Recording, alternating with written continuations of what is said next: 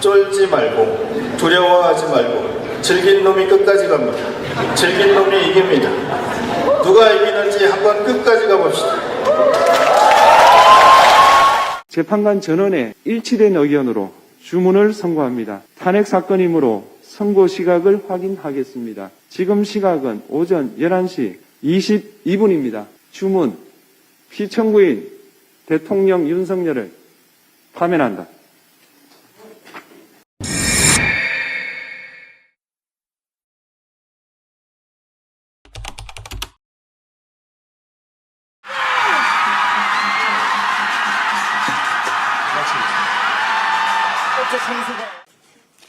헌법을 파괴하며 국민이 맡긴 권력과 총칼로 국민과 민주주의를 위협한 윤석열 전 대통령에 대한 파면이 선고됐습니다.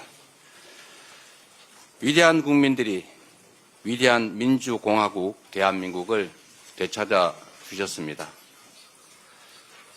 계엄군의 총칼에 쓰러져간 제주 4.3, 광주 5.18 영령들이, 총칼과 탱크 앞에 맞선 국민들이, 부당한 명령을 거부한 장병들의 용기가 오늘 이 위대한 빛의 혁명을 이끌었습니다.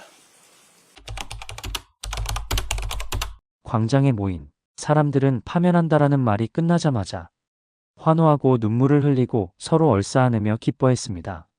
월드컵에서 국가대표팀이 골을 넣었을 때보다 더 환호하는 것 같았습니다. 12월 3일 밤 10시 23분 대통령이 긴급 대국민 담화를 발표했습니다. 국민 여러분께 호소드립니다. 저는 북한 공산 세력의 위협으로부터 자유 대한민국을 수호하고 우리 국민의 자유와 행복을 약탈하고 있는 파렴치한 종북 반국가 세력들을 일거에 척결하고 자유 헌정 질서를 지키기 위해 비상계엄을 선포합니다. 한 사람의 무모한 계엄 선포 한마디에 5천만 국민은 그야말로 멘붕 상태가 됐습니다. 불과 몇 년 전 국제사회로부터 선진국 지위를 공인받은 한국에서 계엄이라니. 국제사회에서 선진국 인정을 받기 위해 걸린 20여 년이 비상계엄 선포문을 읽은 단 5분 만에 무너졌습니다. 정말 5분이면 충분했습니다. 민주화를 이룬 1987년 이후 선진국이 되기 위해 노력했던 20년, 그리고 그 기간 동안 쌓은 명성을 무너뜨리는 데 필요한 시간은 단 5분이었습니다. 하마터면 그런 시대가 있었나? 라고 생각되던 몇십 년 전의 박정희 시대, 전두환 시대로 돌아갈 뻔했습니다. 그래서 파면 선고가 난 탄핵 심판이 시작된 지 111일 만인 2025년 4월 4일, 금요일은 그 어느 금요일과는 확실히 달랐습니다. 나라가 무너질 수 있다는 공포에서 벗어난 국민은 기뻐했고 광장은 축제의 장으로 바뀌었다. 파면의 축하도 잠시. 우리는 다시 긴장해야 합니다. 5분짜리 비상계엄은 사회 전반에 큰 피해를 입혔습니다. 특히 경제에는 치명적이었습니다.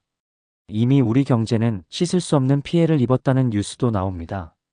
비상계엄으로 촉발된 유형, 무형의 경제적, 사회적, 외교적 손실이 최소 300조 원, 최대 900조 원에 달한다는 주장도 있습니다.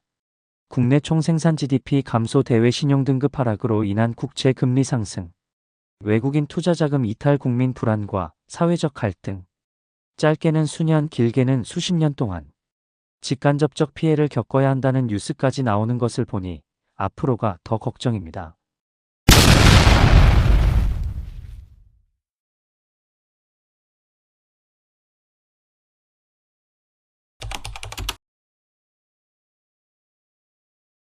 앞으로 더욱 정신 바짝 차리고 집중해야 합니다. 무엇에 집중해야 할까요? 바로 다음 대통령을 제대로 뽑아야 하는 것입니다. 새로운 대통령을 뽑는 날이 2달도 남지 않았습니다.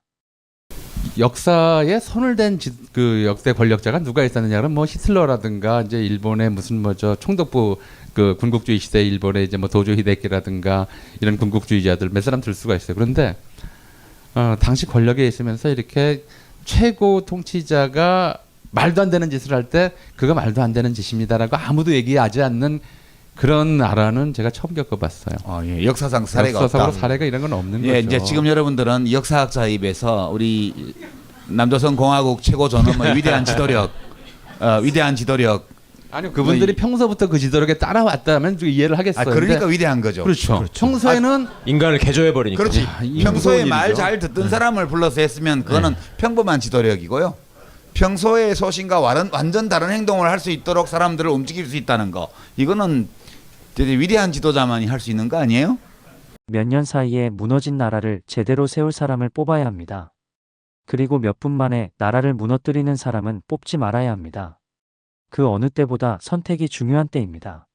그렇다면 무너진 나라를 다시 일으킬 사람을 어떻게 알 수 있을까요? 이상한 사람을 뽑지 않는 실수를 2번 다시 하지 않기 위해서는 어떻게 해야 할까요? 이미 알고 있는 역사에 물어봐야 합니다.